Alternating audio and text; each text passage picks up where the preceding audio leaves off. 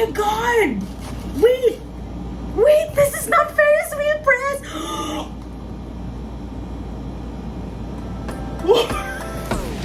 If we could run it, if we could run it back. My name is Carla de Guzman. I'm a romance writer from the Philippines, and my book with Harlequin's new Afterglow line is coming out next year. And there is a long history here that I feel should be told, so we're gonna tell it today. I feel like this is a very strange story, and in the interest of recording history for both myself and maybe for someone else out there, I decided to make this video instead of a reel because I find Instagram reels too hard. Just to give you a bit of a background, Manila Takes Manhattan is my first book with the new Harlequin Afterglow imprint. It follows the story of Mon Mendoza, a musician from the Philippines who gets a once-in-a-lifetime opportunity to make music for a Hollywood movie. And when he first gets to New York, it's his first time in America, he's feeling lost, he's feeling overwhelmed, and that's when he meets Olivia Angeles, the biggest Phil-Am Hollywood star right now. Because Mon is a sweetheart and a bit of a dum-dum, he doesn't realize that he's actually met and had a one-night stand with Olivia until a few hours later when they realize that they both have to work together for this movie. We love things like that. So yeah, basically this story takes place in New York, and it's all about like chasing dreams, what dreams actually mean, where these dreams should take place. It talks about being Filipino and what that means. It talks about the 2022 elections. It's a lot. And I am really surprised that this is where this book ended up, considering I started writing this particular story 9 years ago. And that is officially the longest time I have ever spent on a novel. If you've ever read any of my other books or like followed me in any other social media channel, I have this reputation of writing very fast and writing very long. But yeah, that's where we ended up. So keep that in mind as I tell the story. The story begins on November 17, 2016, when I joined Romance Class 2017.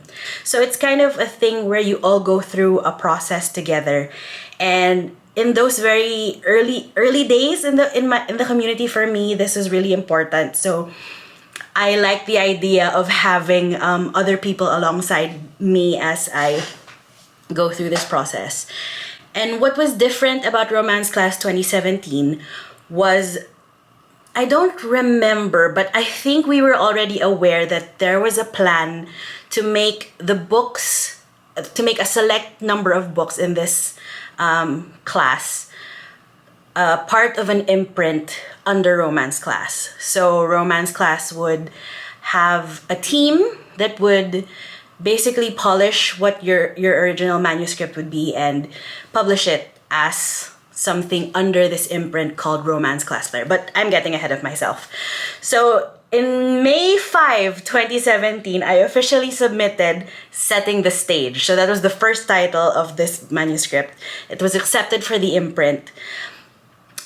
On this first draft, Olivia is a TV actress trying to shift to Broadway, because this used to be a Broadway story. The love interest name was David. He was also Phil-Am, and he owned a Broadway theater where Olivia was going to be performing. So it was this whole... I was heavily inspired by both Waiting in the Wings by Tyra Freas and Pretty Face by Lucy Parker. Those two books sort of informed to me that I wanted to write something musical related at the time.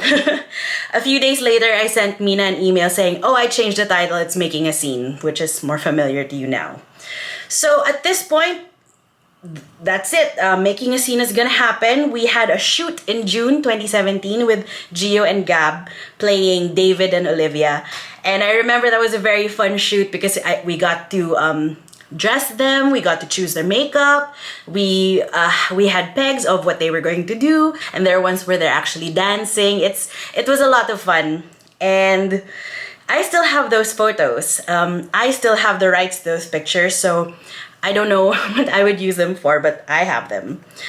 On November 2017, You Out of Nowhere is released. So You Out of Nowhere was the first book in the Flair line, and everyone just sort of flipped out, super liked Chris and Ringo's story. And of course, that scene where Ringo is reading Pride and Prejudice in the MRT. How can you not fall in love with someone? Anyway, that was November 2017. So from that, from March 2018 to November 2018, Making a Scene went through revisions with the Flair team. So members of we had an editor with the Flair team, a couple of beta readers, and a proofreader.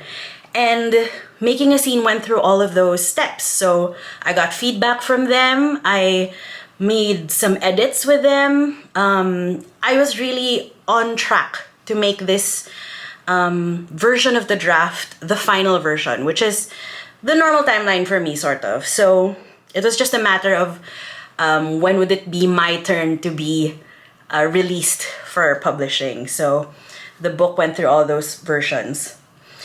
And then on October 5, 2018, Project Saving Noah by Six de los Reyes was released. And it sort of rocked my entire world. Like, Six is just so good at this.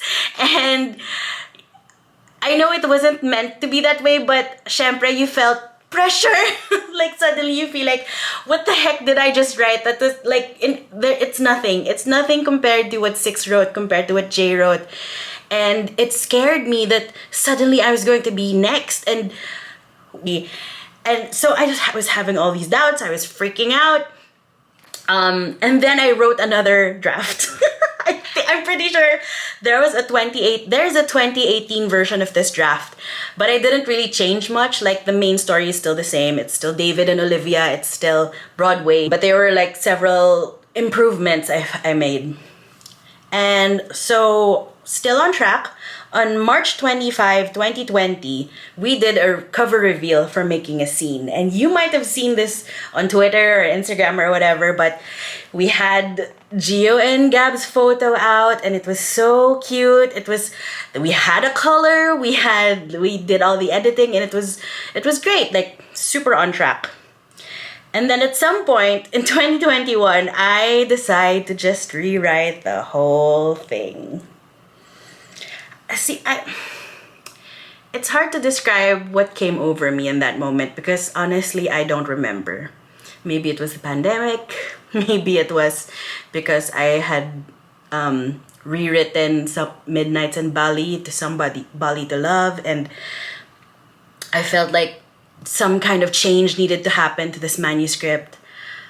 I think at that point, it had been 4 years since I wrote this story, and it had to change because I had changed so much, like as a writer, as a person. And what I had written in 2017 wasn't really what I wanted to be writing in 2020. So I rewrote the whole thing. And it was around this time that Harlequin put out a call for authors who wanted to apply to this new line. I had worked with John before on Match Made in Lipa, and I really enjoyed working with them. And I still have this trust in John and their vision, and that they have only good intentions. So I took a chance. I sent it to them. I wondered what they would think. At this point, I don't think the manuscript was actually finished. I just had an outline, a synopsis, and a couple of chapters. And yeah, September 27, 2022, I had a call, and I found out that I was going to get a book deal. A 2-book deal, actually. And February 4, the deal announcement was made. February 28, 2023, several years later, the final version of the new draft was submitted. So yeah. And then a few days ago, what date was that? And the last week of October, I got the advanced reader copies in the mail. So, March 26, 2024 is when the journey for making a scene, setting the stage, Manila Takes Manhattan will finally be complete. And, you know, at the end of this very long journey, I'm just grateful. Like, um, obviously, I had no idea this is what would happen when I started writing this story. I just wanted to write a good book. I just wanted to make people kilig. And I still hope that that's what happens with this one. Except kilig starts to feel a little different when there are all these other things going on.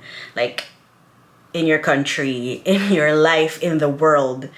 You start to wonder, what does kilig look like in those places? And I can only hope that it reflects. I can only hope that people who have read draft one and this draft, which there are people who've done that, Layla, I'm looking at you. I hope they sort of see how I've grown, because I really feel that, I guess at the end of the day, that's what it is. That I, as a writer, am growing, which I never thought I would in this way when I started. And it's just nice to reflect on that journey. Yeah, so that's the long and short of it. Very long of it. I think right now there's not much I can ask you to do except to watch out for Manila Takes Manhattan when it comes out in March 2024. If you're from the Philippines, like, you can start asking Fully Booked to order it, just so they know that you're interested. It really helps, I guess, that they know. If you have access to a NetGalley account, sure, why not? Try to get an ARC. It's now available, I think. But yeah, that's it. I don't know if this helped you or anything, but I do hope it did something for you, because it did something for me. And if you have any questions, or like burning questions, or things you wanted to ask or feel like I didn't address in this little video, feel free to leave them in the comments. I might not reply because I am scared of other people, but then leave them down there. And if you liked what you saw right now, you can follow me on Instagram at Carla Guzman, and here on YouTube you can just click the subscribe button if you like that. Yeah, that's it from me, and history recorded, done. I will now go to sleep. And I will see you next time on this channel, whenever that will be. And yeah, I hope you have a great day, and I will talk to you soon. Bye!